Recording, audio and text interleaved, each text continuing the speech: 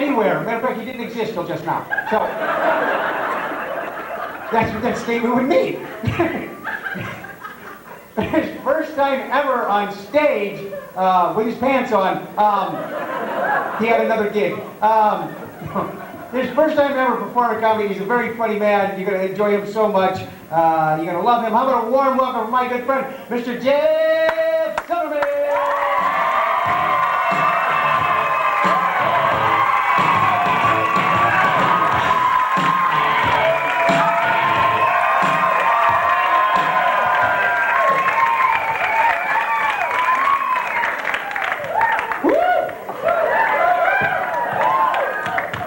What a crowd! It's great to be here for my first comedy showcase at the Improv.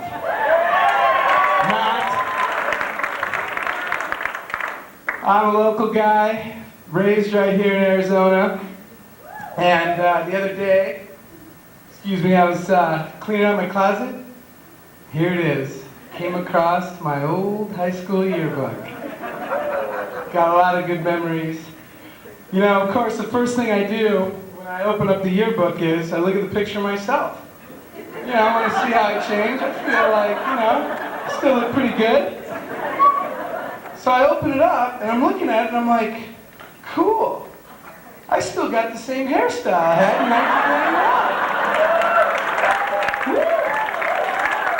1999. Which is good, because, you know, most of my friends are bald, so, you know, if I got it, I might as well take advantage of it.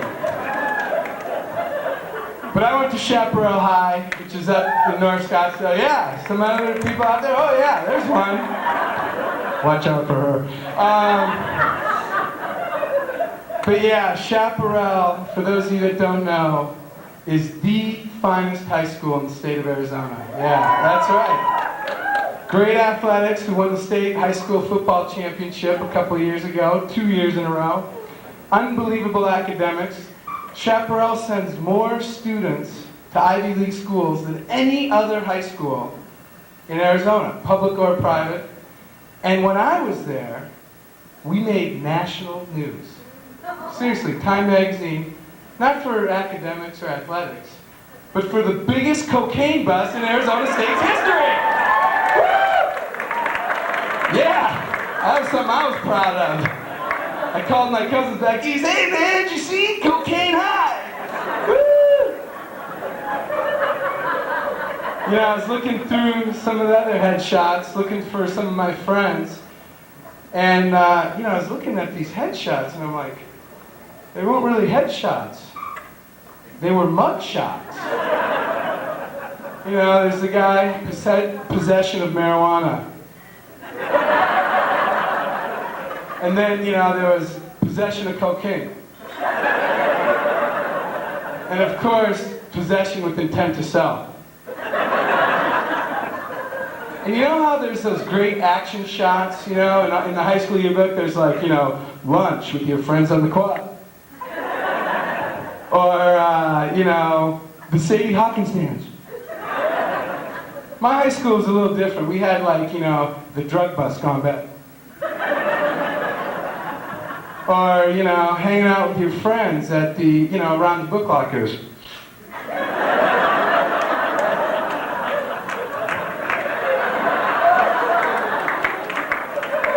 And the best are those off-campus activities, like, you know, the car wash with the Pom and Cheer Squad, you know. Our high school had, you know, Johnny's Day in Court. And you could tell he was a Chaparral student because he had $300 Nike high tops with 5 pagers on his belt. His parents were the lawyers following him into court, you know. Don't want Johnny to go to jail. So, yeah, but you know what? It was really, really sad. All my friends got busted. I don't know how I escaped. I was actually the marketing director for the biggest cocaine ring in Chaparral. I was an overachiever and, you know, entrepreneurial kid. I came up with 8-ball Fridays, buy an 8-ball, get a gram fruit. For the ladies, free compact mirror with straw. I do. And of course, my #1 slogan was stolen from me. Southwest Airlines made millions off of it. I'm the guy that came up with buy one rock, friend flies free. That really kicked the crack thing off into white suburbia. You know, it was all black people smoking crack before that. But you know, I look back on it and I wonder, how is it? How did I escape justice? Oh yeah, I remember. I sang like a canary! I mean, I had a future.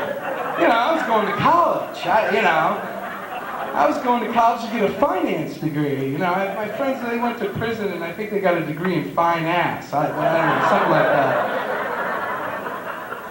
But I felt kind of down, like, hey, see you in 10 to 20. And, you know, speaking of that, I actually went to my 10-year reunion a couple of years ago. 1 or 2. Anyways, let me tell you, Florence is a beautiful prison. They've got activities, they've got a gym. You know, I wanted to visit some of the old guys, but, you know, word was out, I got to go. So, my high school, though, besides attracting great students, great athletes, we also attracted the best and the brightest vagrants. That's right, bums from all over Phoenix came to live in the desert across from my high school. And I don't know if they thought we had the best garbage or, you know, gourmet scraps or whatever. I didn't think the food was that good at my high school. I mean, they never got the filet right, and they didn't even fly in the lobster. But, you know, we'd see these bums as we would go, you know, every day, right across the street. You know, my friends and I were good kids, middle class, and we went to Sunday school, and we learned our lessons well. And you know that saying, give a man a fish, he eats for the day. Teach a man to fish, he eats for life. Anybody heard that? You guys live out there? Well, our reinterpretation of that was, give a bum $1, he's drunk for the night.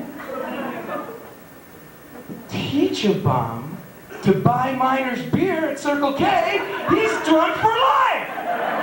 Yeah! I mean, I'm a good Samaritan. You know, I want to teach him a skill, you know, so that's what we did. Typical Friday night, you know, we'd drive our bikes out into the desert. And these bums all lived in boxes, you know. Of course, they were Scottsdale bums, so they had beautiful, large, sub-zero refrigerator boxes, vaulted ceilings. I mean, it was really awesome. Carpet samples. I mean, I was impressed. The guy had his own place. I was still living with my parents, you know. So we'd go out there, and we'd knock on the box. Our favorite bum, his name was George, we'd knock on his box, there weren't any doorbells. And he'd say, what do you want? George, we got our allowance. Friday night, we need you to, you know, go score liquor for us.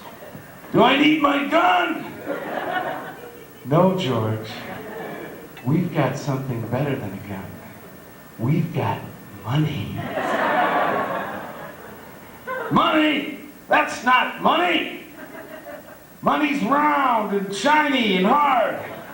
All right, George, just take the piece of paper and go buy the booze.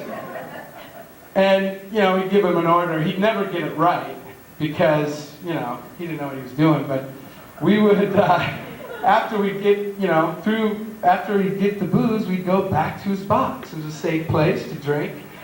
And it would be showtime in the box! With George and his many cast of characters. He was schizophrenic. And he had a lot of characters. A lot, you know, his favorite thing to do is tell us the stories of when he used to really, really be great. And, you know, he'd say, I used to fly subs for the Army.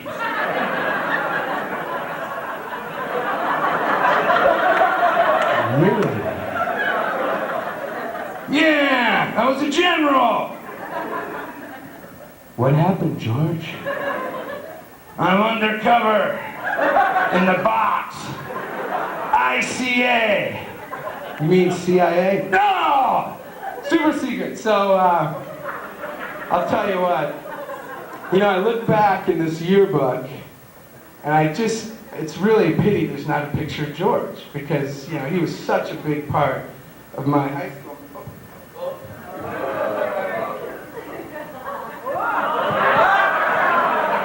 My time's up, gotta go. Thanks a lot. You guys have been great!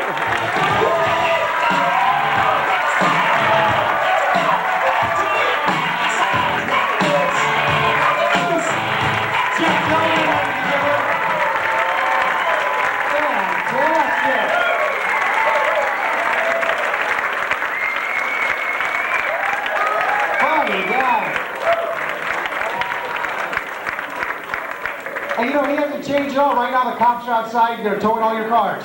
So, he's still the same guy he always was, man. We're gonna keep things going, man.